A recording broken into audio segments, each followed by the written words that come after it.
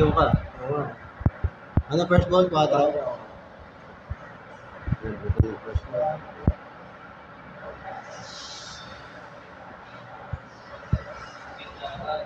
Ben, di na Ben. Naalala ko lang. Pwede na ipinapit ako. Oo, kahapon yan maraming taya.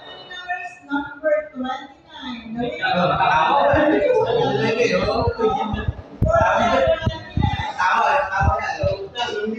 Pataya ako yung kagabi. Hindi, pero alam ko maraming natayan yun eh.